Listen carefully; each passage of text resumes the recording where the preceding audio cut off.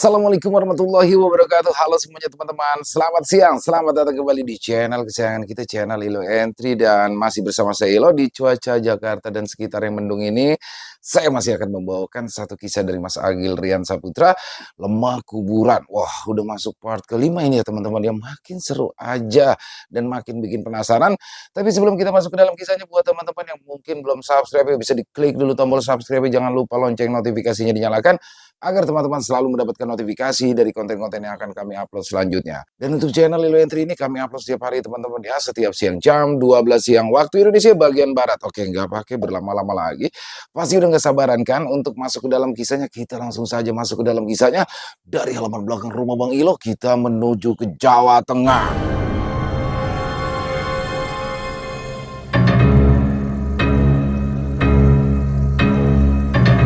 Teror meningkat menjelang pemilihan kepala desa. Lemah Kuburan part 5.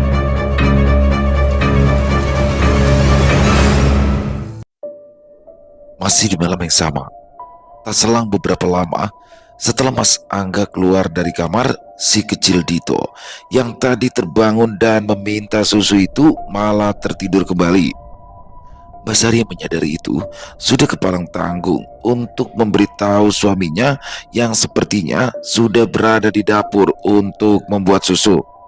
Walah, malah bubuk meneh, ucap Mbak Sari setelah itu. Dia yang memang masih mengantuk pun memutuskan untuk kembali merebah, hingga selang beberapa lama setelah itu barulah ia mendengar teriakan dari suaminya yang berada di luar. Teriakan Mas Angga yang terdengar keras di malam itu. Mbak Sari pun segera berlari keluar dan menghampiri, yang tak selang beberapa lama ayah dan ibunya juga turut menyusul. Mas Angga sudah terkapar di lantai tak sadarkan diri, berikut juga dengan pemandangan aneh di mana terdapat botol susu milik Dito yang tersumpal di mulutnya. Ada apa lagi nih? Batin Pak Lurah saat itu. Mas, bangun mas, ucap Mbak Sari mencoba membangunkan suaminya itu, disusul oleh Pak Lurah yang segera mencoba untuk mengangkat tubuh menantunya itu. Bawa masuk ke kamar saja, kata Pak Lurah Pak Wiro sembari memegangi tubuh Mas Angga. Pak Lurah, Bu Sundari, dan Mbak Sari pun bersama-sama mengangkat tubuh Mas Angga ke dalam kamarnya. Tubuhnya yang besar membuat mereka cukup bekerja keras untuk membawanya. Sesampainya di kamar, Mas Angga pun segera direbahkan dan dibaui dengan minyak angin oleh istrinya. Sementara masih di ruangan yang sama, Bu Sundari tampak tengah mempertanyakan ini kepada Pak Lurah. Pak Lurah yang jengah hanya bisa bertolak pinggang menanggapi kejadian ini. Wajahnya memerah parah, darahnya mendidih.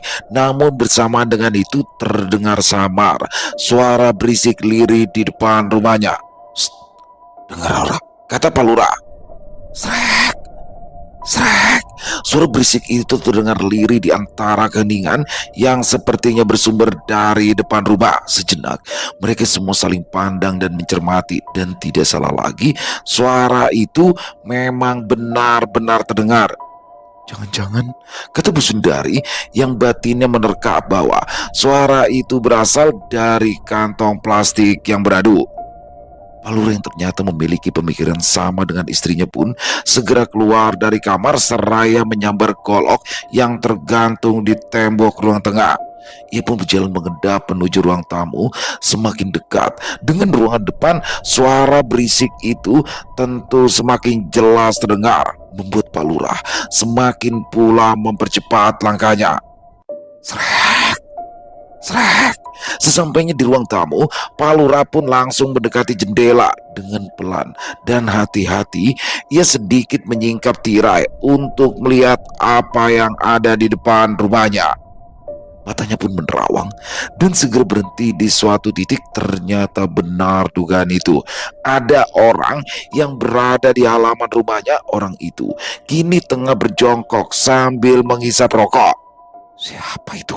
Batin Pak Lurah mengernyitkan dahinya karena minimnya pencahayaan membuatnya tak bisa memastikan siapa orang itu. Jantungnya berdegup kencang, tangannya menggenggam golok pun sudah gemetar hingga Pak Lurah yang sudah tak bisa menahan amarahnya pun segera memutar kunci dan membuka pintu. "Weh, arep ngopo kowe?" kata Pak Lurah menyentak setelah membuka pintu. Orang itu terkejut dan langsung berlari keluar.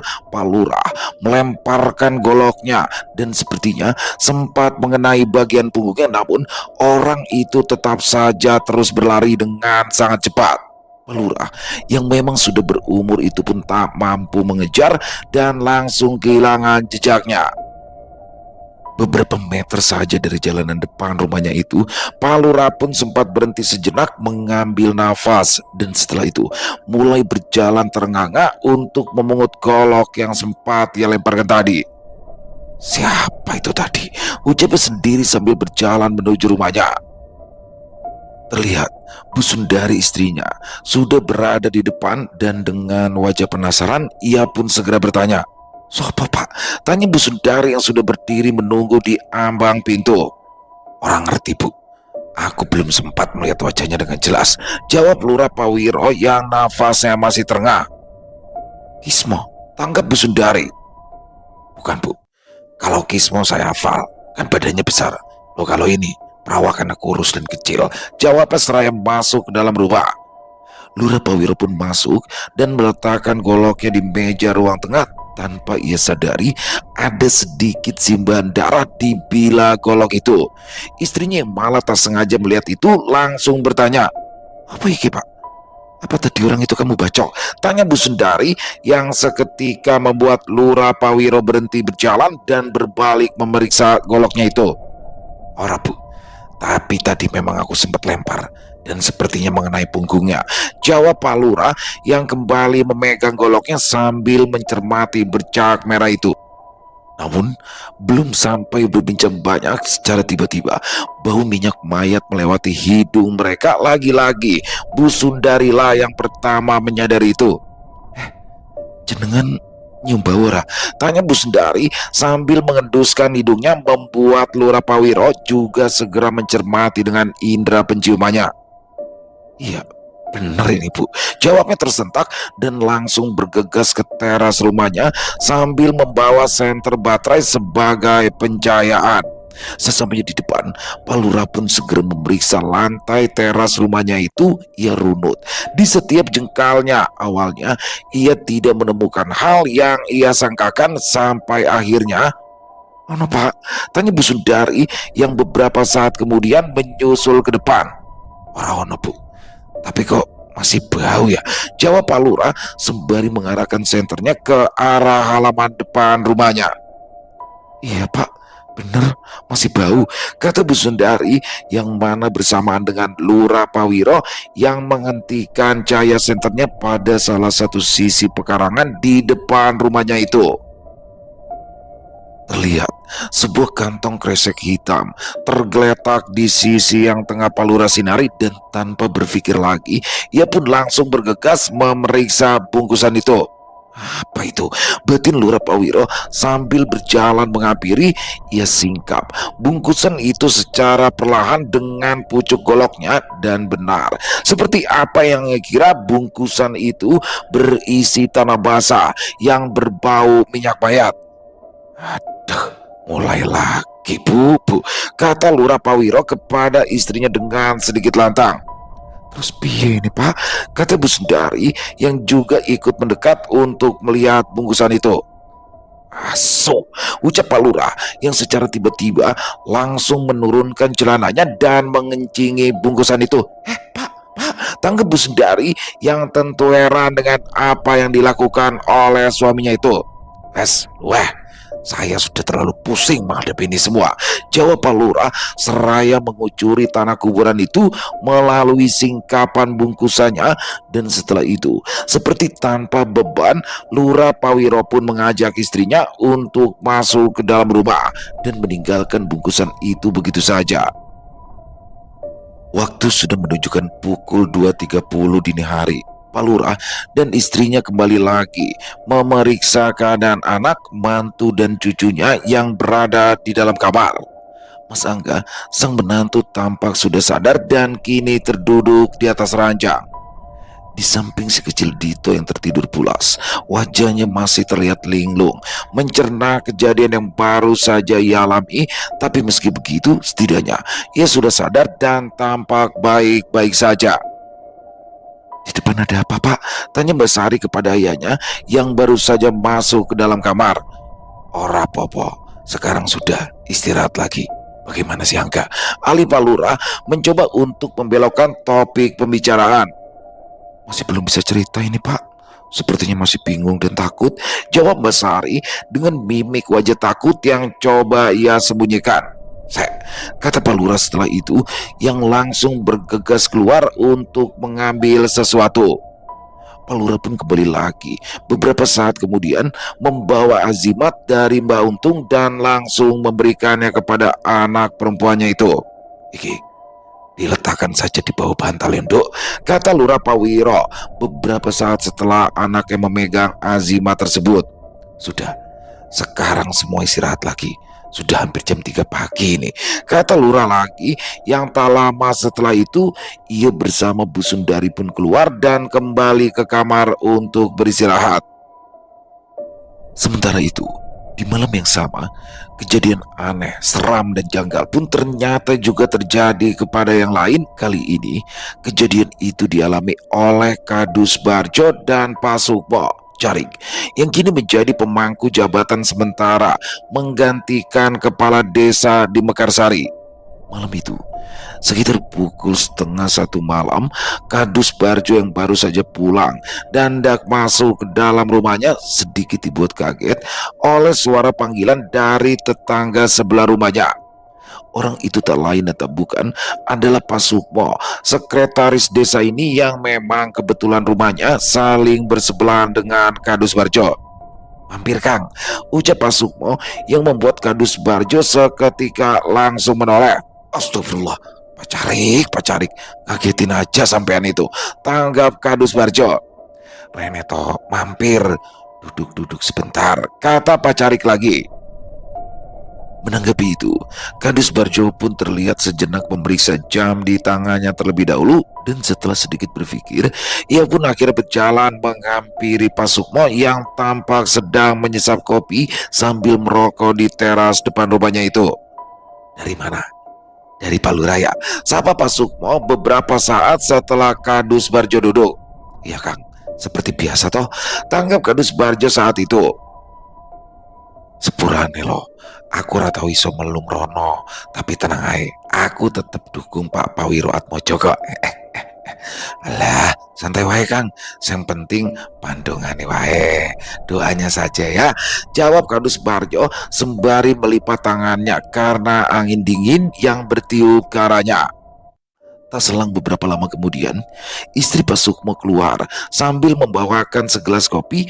Ia tampak sedikit terkejut melihat Kadus Barjo yang kini duduk bersama suaminya itu. Walah, Pak Kadus toh ternyata sampean kok ndak bilang toh Papa. Toh begitu tadi kan saya buatkan kopi sekalian Mas Barjo, katanya kepada Pak Sukmo.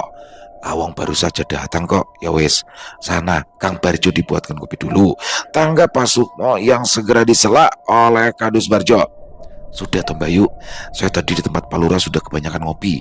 Lagian tengah malam begini kok minum kopi, malah nanti gak bisa tidur, sela Kadus mekarowetan itu. Nah, ngono kuwi sing bener. Kalau suami saya ini malah kebalik. Kalau belum minum kopi malah ndak bisa tidur, tanggap istri Pak Sukmo yang mana bersama dengan itu. Tiba-tiba saja semua pandangan mendadak teralihkan ke arah jalan di depan rumah. Neneknya siapa itu? Tengah malam begini jalan-jalan, ucap Pak Sukmo. Malam itu mungkin sudah hampir pukul 1 dini hari. Di jalan depan rumah terlihat seorang nenek-nenek yang tidak mereka kenali tengah berjalan dengan badan yang sedikit membungkuk. Terdengar juga di setiap seretan langkahnya suara bakia kayu yang tengah beradu dengan jalan desa yang kala itu masih berupa susunan batu. Suara bekiak terdengar mengiringi langkah kaki dari nenek-nenek itu. Kadus Barjo, Pak Sukmo dan istrinya terlihat memandang heran. Nenek-nenek mana yang keluar tengah malam seperti ini? Seperti itu mungkin batin mereka saat itu. Suara Bakiak itu semakin lama terdengar semakin keras sampai akhirnya setelah beberapa tapak tibalah ketika irama sandal kayu itu berhenti bersamaan dengan nenek tadi kenal itu yang kini tampak bungkuk berdiri tepat di ambang gapura kecil depan rumah Pak Sukmo. Untuk sejenak, mereka semua seperti dibuat terpaku dan mencermati, tapi itu tak bertahan lama karena beberapa detik setelah itu secara tiba-tiba nenek itu mengeluarkan suara tawa yang aneh. Suaranya melengking dan bila boleh digambarkan, suara itu hampir mirip rintihan anjing namun dengan jeda irama yang rapat dan cepat. Mendengar itu, istri Pak Sukmo pun seketika menjerit dan berlari masuk ke dalam rumah. Sementara itu, Kadus Barjo dan Pak Sukmo yang duduk seakan terjebak dalam diam dengan gemetar. Mereka perlahan merunduk dan saling menatap di antara suara mirip rintihan anjing yang masih terdengar. Pak Sukmo dan Kadus Barjo kini tampak menutup kedua telinganya karena suara itu sangat mengganggu dan sepertinya berhasil memberikan kepada mereka berdua sebuah rasa takut yang tidak bisa digambarkan. Entah makhluk apa itu, tapi yang jelas Pak Sukmo dan Kadus Barjo terlihat tak berdaya dan amat ketakutan dibuatnya. Beruntung pada akhirnya ada jeda di mana tawa itu sempat terhenti dalam degup jantung dan pikiran yang tak beraturan. Mereka berdua pun perlahan mulai berani menegakkan kepalanya lagi dan saling menatap. Apa? Apa tadi itu, Kang? Ucap Pak Sukmo gagap gemetar. Kadus Barjo hanya menggelengkan kepalanya dan segera meminta Pak Sukmo untuk masuk ke dalam rumahnya. Sampai masuk saja, Kang. Saya mau pulang. Nanti kalau ada kejadian lagi teriak, saya pasti akan keluar, kata Kadus Barjo seraya berdiri dan hendak beranjak pulang ke rumahnya. Yo, yo, yo, tanggap Pak Sukmo yang turut berdiri dan berjalan menuju pintu. Wes, mlebu Kang, kata Kadus Barjo lagi yang akan beranjak pergi kalau Pak Sukmo sudah benar-benar masuk ke dalam rumah. Hingga setelah Pak Sukmo sudah masuk dan mengunci pintunya, barulah Kadus Barjo hendak mulai beranjak. Namun ada satu hal yang mendadak melintas dalam pikirannya dan membuatnya masih berdiri meragu, yaitu tentang wujud dan suara sosok nenek tua itu yang terasa masih teriang hangat di dalam otaknya. Hal itu pun seketika membuatnya menjadi takut dan enggan jika harus keluar dari rumah Pak Sukmo dengan melewati gapura kecil itu. Hingga setelah beberapa saat berpikir, ia pun akhirnya memutuskan untuk melompati beteng yang menjadi pembatas antara rumahnya dengan rumah Pak Sukmo. Dengan kalimat istighfar yang Kadus Barjo ucapkan terus-menerus, ia pun berlari dan melompati pagar pembatas itu. Astagfirullah, astagfirullah, astagfirullah, ucapnya terus-menerus hingga setelah ia sampai di depan pintu dengan wajah ketakutan. Kadus Mekarowetan itu pun buru-buru masuk ke dalam rumah.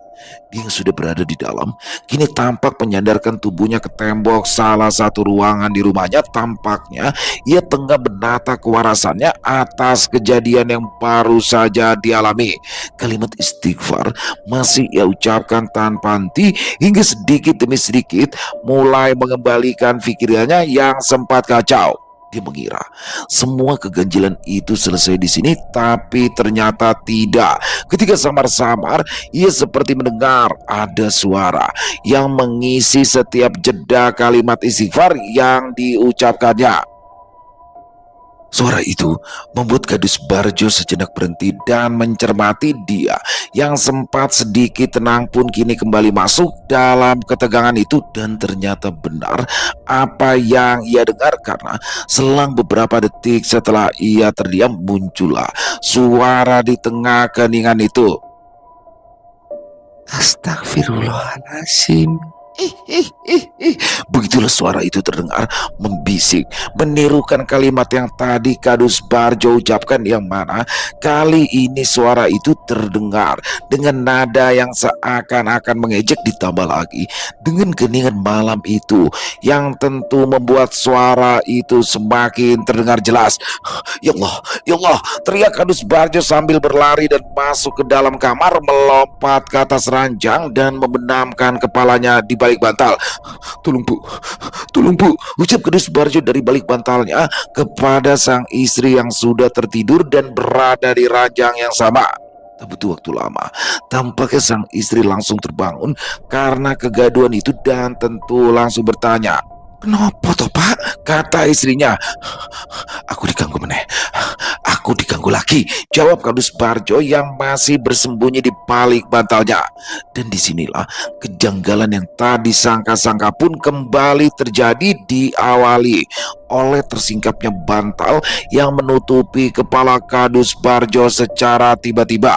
Harusnya secara nalar istrinya lah yang menarik bantal itu, tapi ternyata tidak, karena apa yang Kadus Barjo lihat setelah bantalnya tersingkap bukanlah istrinya, melainkan sosok nenek tua yang saat itu langsung berkata kepadanya, "Diganggu apa toh?" Ih, ih, ih, ih, ih, ih. Itulah kata yang didengar oleh Kadus Barjo sebelum ia akhirnya tak sadarkan diri. Pagi menjelang, Kadus Barjo terbangun dari tidurnya. Dia langsung memijit kepalanya yang pening bersamaan dengan ingatan hangat tentang nenek tua yang semalam mengantuinya. Apa cuma mimpi yo? Batin Kadus Barjo yang menjadi bingung membedakan keadaan.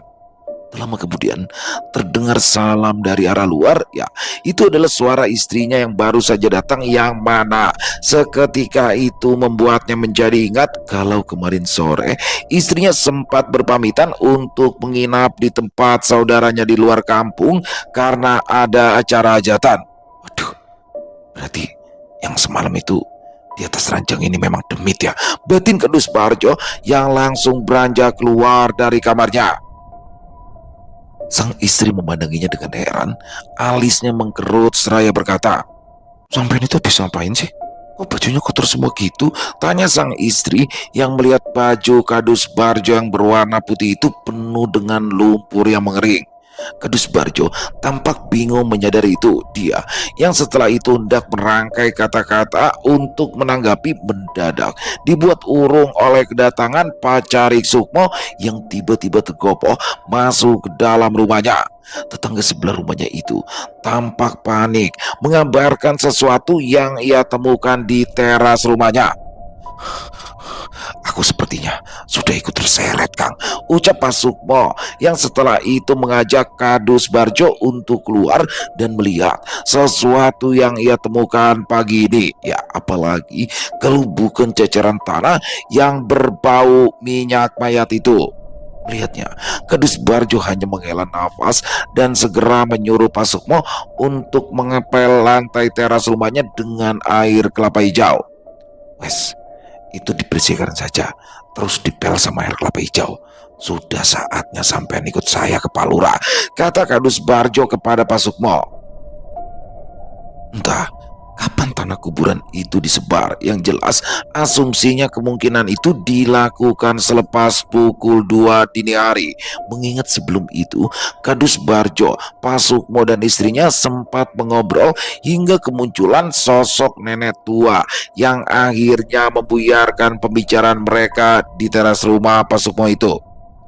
"Seumur hidup baru semalam loh saya lihat demit, Bayu," ucap istri Pak Sukmo kepada istri Kadus Barjo dalam obrolan di teras pagi itu, yang mau tak mau berlanjut dengan kilasan cerita tentang perwujudan sosok nenek tua yang terlihat semalam. Pembicaraan pagi itu menjadi cukup serius dan berakhir dengan konklusi bahwa kemungkinan yang sekarang diincar bertambah satu lagi, yaitu Pak Sukmo dan keluarganya. Pagi berganti siang, orang-orang penting dari kubu Lurah Pawiro kini kembali berkumpul. Bagotro, Pak Karim, Pak Warso, Mbak Suyuti, para kadus-kadus dan Pak Sukmo kini tampak duduk bersama di ruang utama. Hampir semua orang yang berada di situ datang dengan membawa keresahan yang sama, yaitu tentang ceceran tanah kuburan yang kini kembali mereka temukan di depan rumahnya. Gangguan yang mereka alami juga cukup beragam, dari penyakit yang tiba-tiba datang, suasana rumah yang menjadi tidak baik, dan juga teror lembut yang berpurwa-rupa. Pak Karim contohnya, ayah dari Kang Kuriman itu terlihat menyingkap lengan bajunya dan memperlihatkan ruam lebam yang muncul di lengannya hampir persis seperti apa yang terjadi kepada anak Kang Saleh tempo hari. Saya itu semalam ketindihan, mimpi dinaiki oleh hantu wewe yang tingginya 2 meter. Terus bangun-bangun sudah seperti ini, kata Pak Karim, yang kini juga membuka kancing kemejanya dan memperlihatkan sebagian dadanya yang ternyata juga penuh dengan ruam lebam itu. Yang terjadi pada Mbak Gotro juga tidak kalah aneh. Dia mulai menyadari dan mengaku selama ini kalau sedang berada di rumah rasanya hanya ingin marah-marah saja. Puncaknya adalah tadi pagi ketika ia memarahi dan menolak cerai istrinya hanya gara-gara tak sengaja mematahkan pipa tembakau cangklong miliknya. Tuh, setan belang apa yang mampir di pikiranku. Untung saja langsung sadar setelah ditampar oleh istri. Lagian kan sangat tidak lucu kalau kakek nenek seperti saya ini tiba-tiba bercerai, kata Mbak Gotro yang tak acap langsung mengundang tawa pada semua orang. Pak Sukmo segera menyela di tengah tawa, menceritakan keluhnya atas kejadian semalam bersama Kadus Barjo. Aku saiki koyone seperti sudah ikut terseret Kang Mas, kata Pak Sukmo kepada Pak Lurah dengan wajahnya yang terlihat paling masam di antara semua orang yang berada di situ. Sebenarnya sampean tidak perlu kaget Kang. Sampean itu harus ingat dengan kejadian dahulu, jawab Pak Lurah sambil mengingatkan tentang kejadian yang mungkin menjadi alasan kuat bagi Wiryo untuk menyeret Pak Sukmo dalam lingkaran permusuhan ini. Kejadian itu sudah terlalu lama, bahkan mungkin Pak Sukmo sendiri sudah melupakannya. Sekitar 10 atau 15 tahun yang lalu, Pak Sukmo kalap dan menghajar Juragan Wiryo di tengah Pasarewan. Kala itu Wiryo belum menjadi juragan. Dia tertangkap basah tengah menggeret sapi milik Pak Sukmo yang sudah 3 hari hilang. Saat itu Wiryo muda sudah ampun-ampun dan menjelaskan bahwa ia tidak tahu perihal sapi yang dibawanya. Dia hanya disuruh oleh temannya untuk menjualkan saja. Namun Pak Sukmo yang sudah gelap mata tetap saja mengajarnya, dan atas kejadian itu Wiryo sempat ditahan selama 1 bulan. Akhirnya Wiryo pun dibebaskan setelah pencuri yang sebenarnya, yaitu temannya, tertangkap dan bersaksi bahwa Wiryo memang tidak tahu apa-apa. Waduh, apa mergo kuyo, ucap Pak Sukmo seraya menganggukkan kepala, yang mana langsung ditimpali oleh Kang Saleh. Bisa jadi Pak Carik, saya kan yang mendampingi istri Wiryo kala itu bolak-balik ke kantor polisi. Dan menurut saya saat itu Wiryo memang tidak tahu apa-apa. Yang sebagai orang yang pernah dekat cukup hafal dengan wataknya, Wiryo itu sama sekali tidak memiliki mental untuk mencuri, tukas Kang Saleh menjelaskan. Pak Sukmo pun mengusap wajah dan berpikir,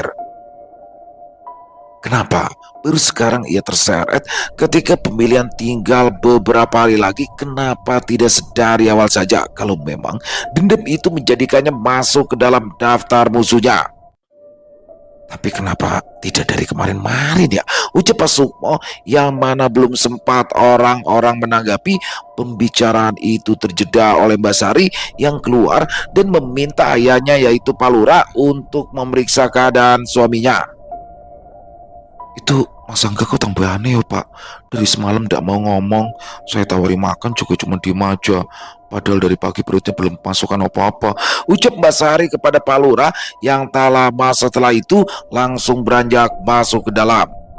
Sesampainya di dalam kamar, terlihat Mas Angga yang tubuhnya setengah merebah di atas ranjang, melamun menatap kosong, tak memperdulikan sekecil Dito yang berada di sebelahnya. Angga, panggil Pak Lurah sambil mendekat. Mas Angga tak bergeming atas panggilan dari mertuanya itu dan masih terlihat larut dalam tatapan kosongnya. "Ya, dari tadi cuma kayak gitu, Pak," ucap Mbak Sari yang kini ikut mendekat. "Angga, panggil Pak Lurah lagi sekali lagi," sambil memegang bahu menantunya itu. Namun sama seperti tadi, Mas Angga tetap terdiam dan dengan konyolnya dia kini malah merebah begitu saja dan memejamkan matanya. Beres ini. Tugas Pak Lurah yang segera keluar dan kembali lagi bersama orang-orang di ruang utama. "Iya enggak?" tanya Mbak Gotro setelah Pak Lurah kembali duduk. "Aneh, Mbak. Ini jelas tidak beres," jawab Pak Lurah sambil menggelengkan kepalanya. "Asimat yang diberikan oleh padenya Mbok Tun, Mbak Untung, kok sepertinya tidak begitu membantu yo," kata Mbak Gotro setelah itu, yang mana segera ditanggapi oleh Mbak Suyuti.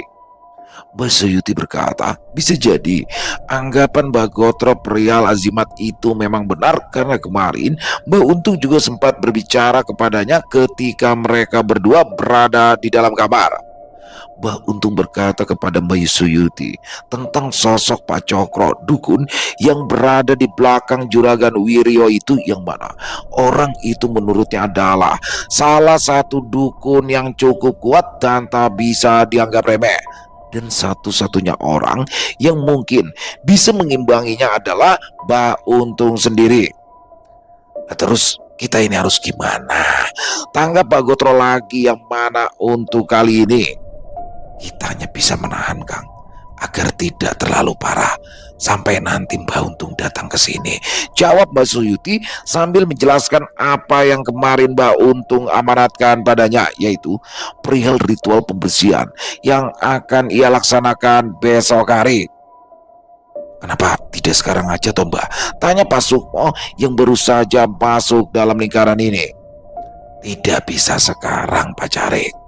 Saya harus puasa dulu 1 hari sesuai dengan arahan dari Mbak Untung itu," jawab Mbak Suyuti atas pertanyaan Pak Sukmo. "Tapi sampean itu sudah benar-benar yakin bisa melakukan itu toh, Kang?" tanya Mbak Gotro kepada Mbak Suyuti. "Insya Allah yakin, Kang. Pokoknya kudu yakin," jawab Mbak Suyuti tegas. Pembicaraan pun terus berlanjut dan tibalah pada saat Pak Lurah teringat akan sesuatu yang sedari tadi hampir lupa ia ceritakan, yaitu tentang dia yang semalam sempat memergoki si pencecer tanah kuburan itu. Bahkan ia sempat mengejarnya dan melemparkan orang itu dengan golok. "Kismo mana, Kang?" tanya Kadus Barjo menanggapi cerita itu. "Bukan, tubuhnya kecil kurus. Kalau Kismo saya hafal, tapi kalau ini saya benar-benar tidak kenal siapa orangnya. Gak sempat juga melihat wajahnya," jawab Pak Lurah yang setelah itu bangkit dari tempat duduknya dan meraih golok yang semalam sempat ia lemparkan ke orang itu. "Iki, tadi malam saya sempat lempar dan sepertinya mengenai punggungnya," kata Pak Lurah yang menarik golok itu dari sarungnya dan memperlihatkan bercak darah yang masih tertinggal di bilanya. "Waduh, saya nggak ketangkep yo," tanya semua orang. "Ya kalau ketangkep bisa menjadi bukti, tapi larinya kencang. Sepertinya itu anak muda. Pada akhirnya saya hanya menemukan kantong plastik yang berisi tanah kuburan itu di depan rumah, yang sepertinya memang tidak sempat terbawa karena saya sudah terlanjur jengkel. Saya kencingi aja tanah kuburan itu," ungkap Pak Lurah yang membuat semua orang terbelalak heran. "Tapi sampean sekarang rapopo toh Mas Lurah?" tanya Mbak Gotro saat itu.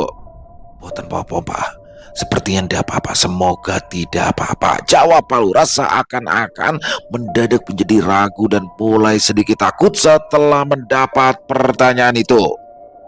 Menit pun berganti seiring dengan obrolan yang terdengar semakin pakem menyoal tentang tanah kuburan itu, tanpa mereka sadari akan menyusul suatu kejadian tak wajar dan di luar nalar yang akan mereka saksikan di siang itu. Semua berawal dari kedatangan Botun siang itu di rumah Pak Lurah. Dengan rupanya yang lelah dan gelisah, seharusnya ia tiba di sini pagi hari seperti biasanya, namun tampaknya untuk hari ini sepertinya ada sesuatu yang menahannya sehingga membuatnya baru bisa datang sesiang ini. "Maaf Pak Lurah, saya baru bisa datang," ucap Botun kepada Pak Lurah beberapa saat setelah ia masuk. "Apa Mbok? Memang ada apa toh?" kata Pak Lurah mempertanyakan. "Boten nopo-nopo Pak Lurah, cuma suami saya itu aja yang lagi masuk angin, dan karena semua anak-anak sedang ke sawah, jadi tadi saya terpaksa menunggu dulu sampai mereka pulang," jawab Botun. Mendengar jawaban itu seketika membuat dahi semua orang mengernyit. Pikiran mereka masing-masing secara spontan tertuju pada hal ganjil yang belakangan ini terjadi. Jangan-jangan karena itulah yang mungkin ada pada batin mereka semua ini. "Terus Lek Jono bagaimana sekarang?" tanggap Lurah Pawiro kembali. "Ya seperti itu, tapi tidak apa-apa kok, karena sekarang sudah ada anak-anak yang menunggu dan menemaninya," tukas Botun. Jawaban tidak apa-apa dari Botun tentu tak serta-merta bisa mengalihkan pikiran mereka semua untuk tidak menjurus kepada hal itu. Namun karena masih banyaknya pekerjaan yang harus Botun selesaikan saat itu, mereka pun tidak bisa menanggapi dan membicarakannya lebih jauh. "Maaf, saya ke belakang dulu," kata Botun yang berpamitan dan hendak melakukan pekerjaannya. Semua orang di ruangan itu sebenarnya sama-sama menyadari ada yang aneh dan tidak biasa pada Botun. Ia terlihat gelisah, tertekan dan tak nyaman, seakan ada sesuatu yang ia coba untuk disembunyikan. Botun segera menuju dapur, menemui Bu Sundari yang tengah sibuk mengolah masakan. Ia melempar senyum tanggung kepada istri majikannya itu dan seraya menunduk. Botun juga meminta maaf. Ia baru saja datang karena suaminya mendadak sakit. "Walah, sudah saya duga Mbok, pasti ada sesuatu. Ya wis rapopo, sekarang tangkap ayam aja ya di kandang belakang buat masak nanti malam," kata Bu Lurah Sundari. "Oke," jawab Botun yang langsung berjalan ke belakang untuk mengambil ayam di dalam kandang. Menit demi menit berlalu, suara kiak ayam beberapa kali terdengar, namun sudah hampir 30 menit Botun tak juga kembali ke dapur. Bu Sundari yang berkali-kali memanggilnya dari jendela dapur merasa heran karena panggilannya tak direspon oleh Botun. "Apa tuh Botun niki?" kata Bu Sundari yang sekali lagi kembali memanggilnya. Yang mana untuk kali ini akhirnya Botun menanggapi, tapi apa yang keluar dari mulut Botun dalam menjawab panggilan Bu Sundari itu terasa sangat aneh. "Mati, mati!" teriak Botun dari dalam ruangan berisi kandang itu beriringan dengan suara rontak kiak ayam. "Astagfirullah!" sentak Bu Sundari yang mengamati dari balik jendela. Dia yang menyadari ketidakberesan itu langsung berlari menuju ruang utama dan mencoba memberitahukan hal itu pada suami dan orang-orang yang tengah duduk berbincang. "Botun, kenapa itu Botun?" kata Bu Sundari gugup terbata karena tak bisa menggambarkan apa yang ia rasakan. "Ono apa Bu?" jawab Pak Lurah yang tanpa dijawab ia langsung diseret begitu saja menuju ruang belakang oleh sang istri. Semua orang yang berada di ruangan itu pun turut bangkit dan mengikuti. "Endi? Hah? Ono apa toh Bu?" tanya Pak Lurah lagi. Setelah beberapa tapak, dia dan semua orang keluar dari pintu belakang. "Botun di dalam, sudah dari tadi nggak keluar-keluar," tanggap Bu Sundari membisik seraya berjalan menuju kandang ayam itu. Suasana sekilas tampak biasa saja hingga akhirnya ketika Pak Lurah, Bu Sundari dan semua orang sampai di bibir pintu, terdengarlah di situ samar isak tangis dari dalam ruang kandang. "Apa kae?"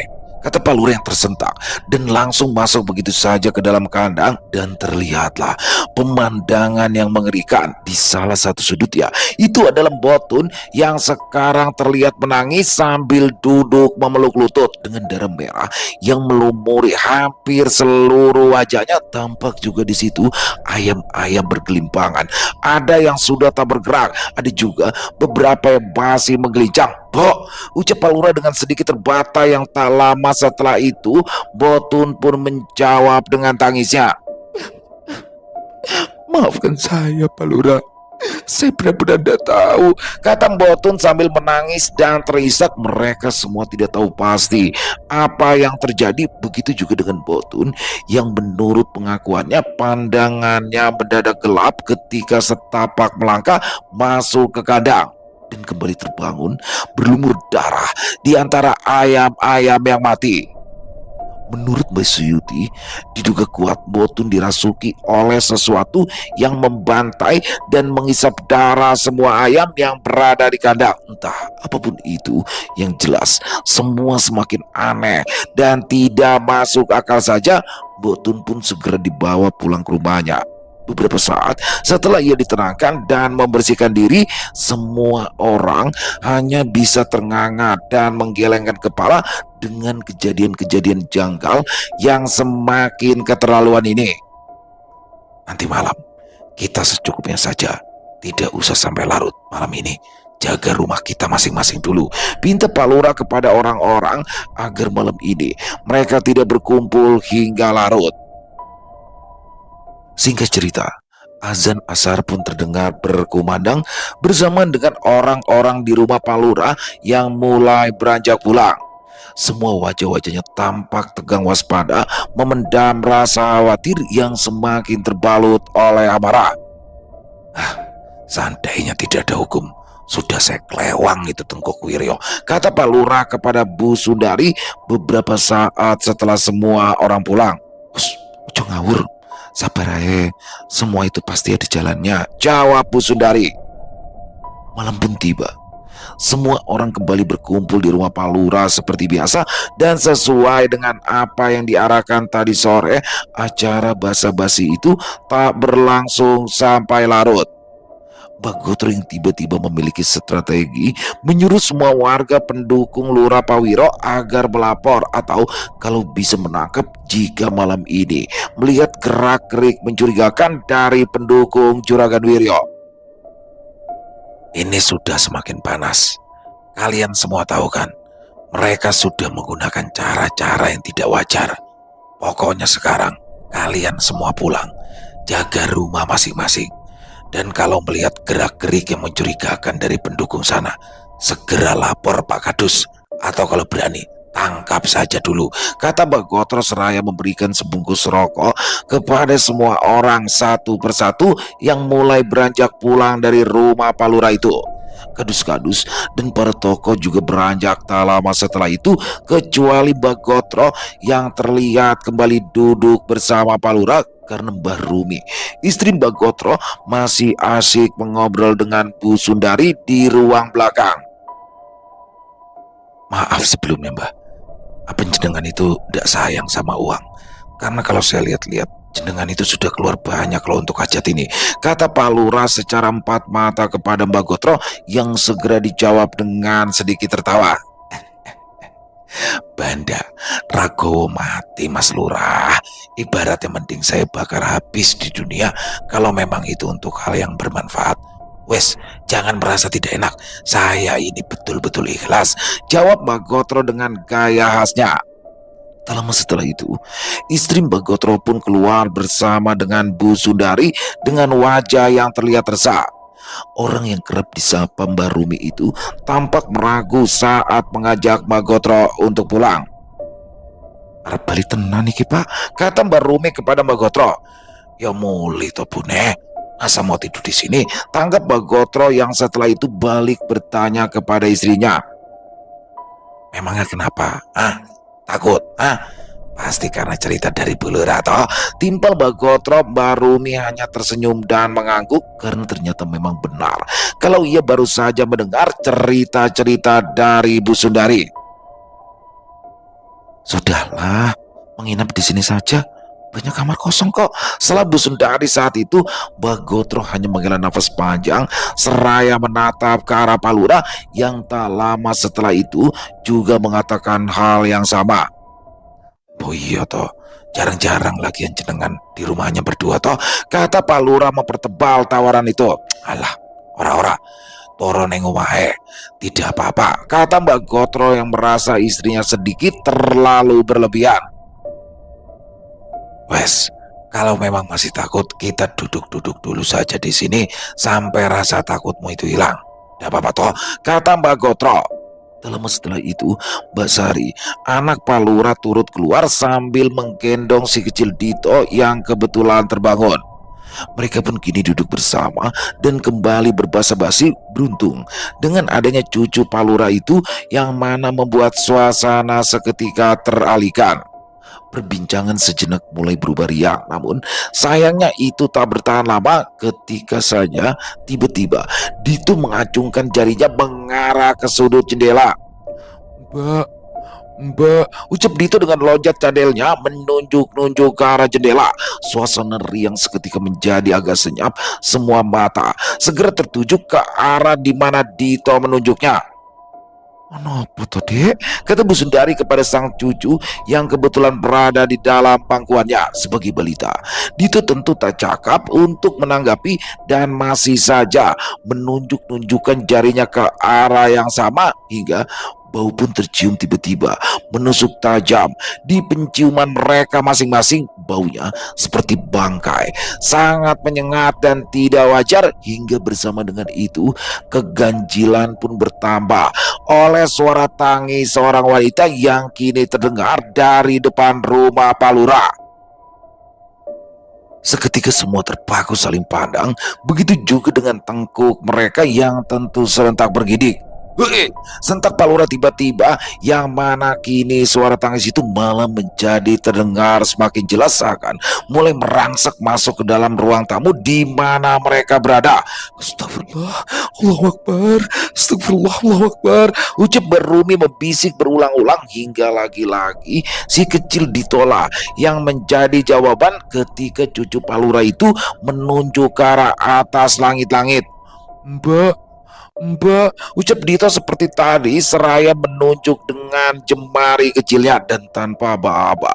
Secara spontan, semua orang pun langsung mengarahkan kepalanya mendongak ke langit-langit. Dan apa yang mereka lihat kini adalah pemandangan yang tentu tidak pernah mereka sangka dan inginkan. Sesosok wujud menempel, menggelantung di atas langit-langit, rambutnya menjuntai ke bawah namun tak sampai menutupi wajahnya, dan dari sosok itulah pastinya suara tangis itu berasal. Entah apa yang menjadi maksudnya, yang jelas mereka semua sekarang sama-sama sedang berada di puncak ketakutan.